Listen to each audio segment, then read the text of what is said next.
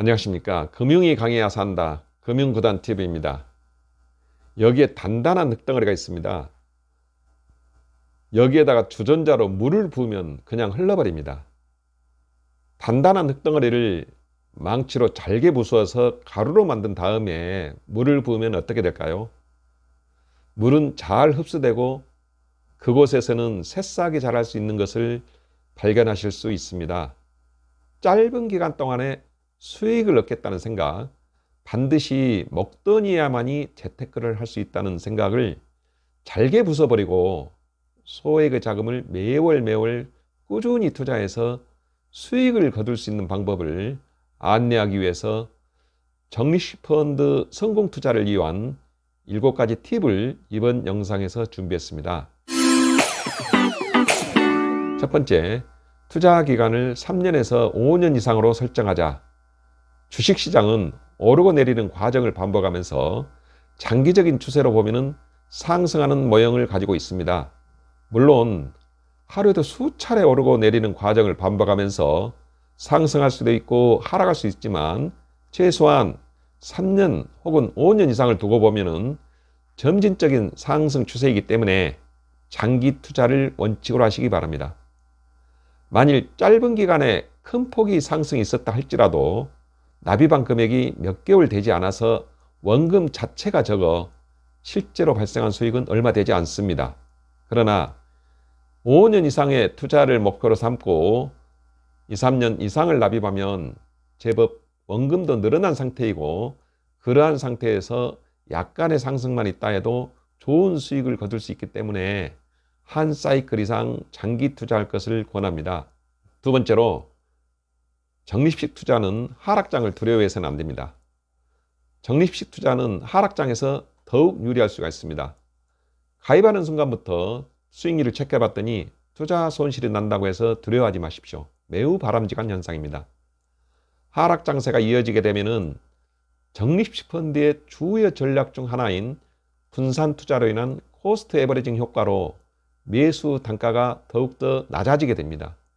즉 코스트 에버리징 효과는 타인 포트폴리오에 역점을 두고 있으므로 하락 추세일 때 저가로 주식을 꾸준히 매수해서 일정 기간이 지나서 반등하면은 수익이 발생하게 되고 최초 적립식 펀드를 시작할 시점에 비해 주가가 약간만 상승해도 좋은 수익을 거둘 수가 있습니다.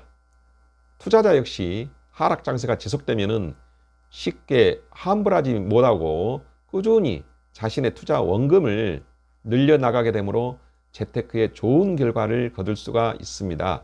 세 번째로, 상승장일수록 리스크 관리가 중요합니다. 특히 적립식 펀드를 시작하는 순간부터 상승장이 이어지는 경우에는 몇 개월 납부하지 않은 작은 금액인 상태에서 꾸준히 수익률을 달성하므로 섣불리 환매하는 우를 범할 수가 있습니다. 작은 물고기에 만족하고 큰 물고기를 놓칠 요소가 있으니 이 점 유의하시기 바랍니다. 네 번째로, 주가가 신고가를 계속 갱신하는 경우에는 납입을 중단하는 것도 고려하시기 바랍니다. 이미 비싸져 버린 단가에 계속해서 매수하게 되면 내가 편입해둔 기존의 적립식펀드 평균 단가도 함께 올라가게 되어 많은 금액이 적립된 상태에서 만약에 하락장을 맞게 되면 손실액이 더욱더 커지게 되기 때문입니다. 고가에 편입해둔 금액이 많을수록 환매 타이밍을 놓치게 되고 또 다른 한 사이클을 더 기다려야 될 수도 있습니다. 따라서 적립식펀드는 상승장세라고 해서 좋아하지 말 것이며 하락장세라고 해서 너무 조마조마할 필요가 없습니다. 상승장세일수록 리스크 관리가 중요하며 하락장인 경우에도 주식을 낮은 가격에 매수할 수 있기 때문에 기분 좋게 생각할 필요가 있습니다. 다섯 번째로, 매월 얼마씩 가입하면 좋을까요? 라는 질문을 많이 받고 있습니다. 금액에 제한은 없겠지만은 저는 적당한 금액을 연봉의 60분의 1 이하 정도로 봅니다. 이는 5년 정도가 지나면 자기 자신의 연봉 정도가 펀드의 투자 원금이 된다는 의미입니다. 적립식 펀드 투자 기간을 5년이라는 기간을 예상해 봤을 때 그 이전에 환매할 기회가 올 수도 있고 5년 정도 경과했음에도 불구하고 수익이 발생하지 않을 수도 있습니다.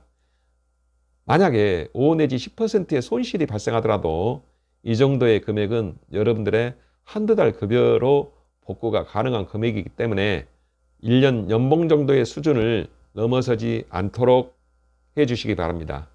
저는 60분의 1 정도의 금액으로 월 적립금을 정하되 두세 가지 정도로 나눠서 펀드를 가입할 것을 추천합니다. 여섯 번째로, 매도 타이밍을 놓치게 되면 또 다른 사이클을 더 기다릴 각오로 하시기 바랍니다. 따라서 여러분이 생각하는 투자 기간에서 3년 내지는 5년을 더 기다려야 될 수도 있다는 점을 명심하시기 바랍니다. 저는 여유자금에 대해서 이렇게 정리합니다. 여유자금이란 쓰고 남은 돈, 다시 말씀드려서 잉여자금을 말하는 것이 아닙니다. 결혼자금 혹은 2, 3년 후에 주택구입자금 등 단기간의 특정 기간이 정해져 있는 것을 정시펀드로 해서는 안 됩니다. 여러분의 결혼이 2, 3년 더 늦춰질 수도 있기 때문입니다. 마지막으로 매도 타이밍에 대해서 말씀드리겠습니다. 우리의 인간의 욕심은 무한합니다. 수익률이 커지면 커질수록 환매하는데 망설여집니다. 왜 환매를 망설이게 될까요? 환매를 한 후에도 계속해서 상승해버리면 어찌하나 하는 두려움 때문입니다. 그래서 저는 3분의 1씩 환매를 권합니다. 3분의 1을 환매했음에도 계속해서 상승하면 나머지 3분의 2의 금액이 위안을 줄 수 있기 때문입니다. 따라서 일주일 혹은 열흘 단위로 3분의 1씩 환매를 권합니다. 지금까지 영상에서 정시펀드 성공적인 투자를 위한 7가지 조언에 대해서 말씀드렸습니다.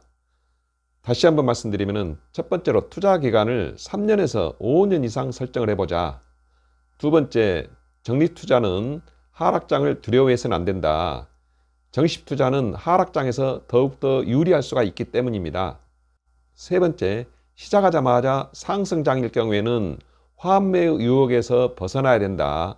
네 번째로, 주가지수가 신고가를 계속해서 갱신하는 경우에는 납입을 과감히 중단하는 것도 고려하시기 바랍니다. 다섯 번째로, 월 납입액은 여러분들 연봉의 60분의 1 정도로 설정하셔서 3가지 펀드로 나눠서 가입하실 것을 권합니다. 여섯 번째로, 매도 타이밍을 놓치게 되면 또 한 사이클을 기다려야 되기 때문에 반드시 여유자금, 즉 시간적인 여유자금을 투자하시기 바랍니다. 일곱 번째, 환매하는 방법에 있어서는 환매의 망설임의 유혹을 벗어나기 위해서 3분의 1의 환매를 추천합니다. 주 단위 혹은 10일 단위로 기계적으로 환매를 하자는 메시지를 드렸습니다. 다음 영상에서는 코스트 에버리징 효과와 투자 사이클에 대해서 준비하겠습니다.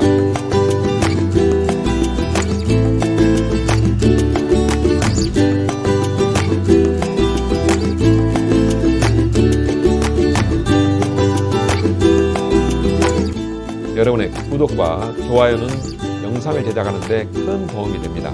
감사합니다.